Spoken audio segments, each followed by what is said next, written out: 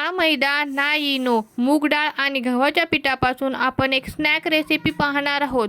नमस्कार, मी रुपाली रेसिपीमध्ये तुम्हा सर्वांचे स्वागत आहे. आज आपण पाहणार आहोत मूग डाळीपासून एक हेल्दी टेस्टी स्नॅक रेसिपी. तर त्यासाठी मी इथे भिजवलेली अर्धी वाटी मूग डाळ घेतलेली आहे. त्यानंतर 1 चमचा मेथी आपण छान हलकी गरम करून घ्यायची. अशा पद्धतीने ती छान अशी क्रश झाली पाहिजे. त्यानंतर मी पॅनमध्ये थोडंसं 1 चमचा तेल घातलेलं आहे. तेल छान गरम झालं की मी इथे ठेचलेलं धनं घातलेलं आहे. 1 चमचा ठेचलेलं धनं घालायचं आहे. अर्धा चमचा जिरं घातलेलं आहे आणि अर्धा चमचा मी इथे ओवा घातलेला आहे.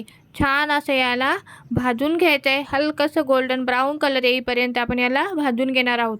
चवीपुरतं मीठ घालायचं आहे आणि चिली फ्लेक्स घालायचं आहे. तुमच्याकडे जर चिली फ्लेक्स नसेल तर तुम्ही सुकी लाल मिरची देखील घालू शकता. आणि आपण हे भाजलेली क्रश करून अशी कस्तुरी मेथी घालणार आहे आणि ही भिजवलेली मूग डाळ घालायची आहे. पाणी त्यातलं छान असं नितळून घ्यायचं आहे. त्यानंतर आपण ही मूग डाळ घालणार आहोत. 2 ते 3 मिनटं याला छान असं भाजून घ्यायचं आहे. थोडंसं हलकीशी डाळ आपण याला भाजून घेणार आहोत. त्यानंतर मी ते 1 वाटी गव्हाचं पीठ, अर्धी वाटी रवा घेतलेला आहे, चवीपुरतं मीठ घालायचं आहे, 1 चमचा तेल घालायचं आहे. छान याला हाताने मिक्स करून घ्यायचं आहे.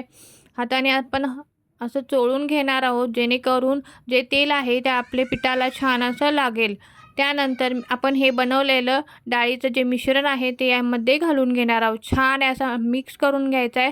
पूर्णतः सगळं एकत्र करून घ्यायचं आहे. त्यानंतर थोडं पाणी घालून आपण याचा घट्टसर असा गोळा तयार करून घ्यायचा आहे. ते एक महत्त्वाची टीप आहे, ती म्हणजे कणिक मळताना आपण पाणी अगदी थोडं घालूनच कणिक मळायचे आहे.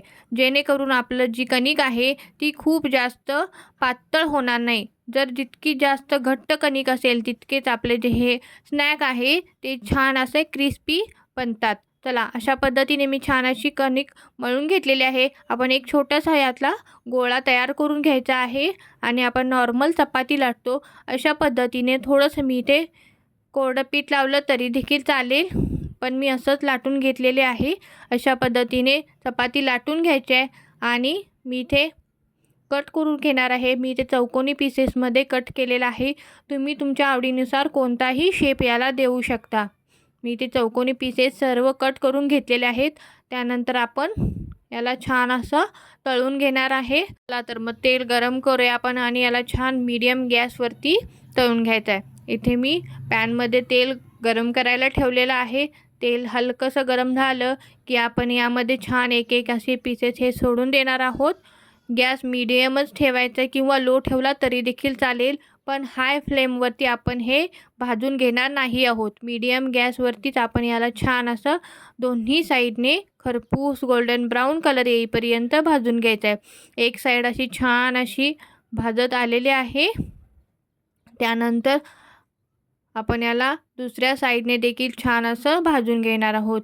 खूप टेस्टी लागते. एकदा नक्की करून पहा. मुलांसाठी अगदी घरच्या घरी हेल्दी रेसिपी आहे. यामध्ये मूग डाळीचा वापर केल्यामुळे पौष्टिक देखील आहे खायला. याला तुम्ही डीप फ्राय करत नसाल तर तुम्ही एअर फ्रायमध्ये देखील ही रेसिपी बनवू शकता. मी छान असं दोन्ही साईडने ब्राऊन कलर येईपर्यंत भाजून घेणार आहे. हे पहा किती छान गोल्डन कलर आलेला आहे. मस्तच ना. आजची ही रेसिपी कशी वाटली कमेंट करून नक्की सांगा. व्हिडिओ आवडल्यास प्लीज चॅनेलला लाईक करा, शेअर करा आणि सबस्क्राईब करायला विसरू नका.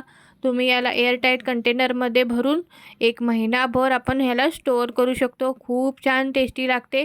एकदा नक्की करून पहा. चला तर मग पुन्हा भेटू एका नवीन रेसिपीमध्ये, नवीन व्हिडिओमध्ये. Bye bye.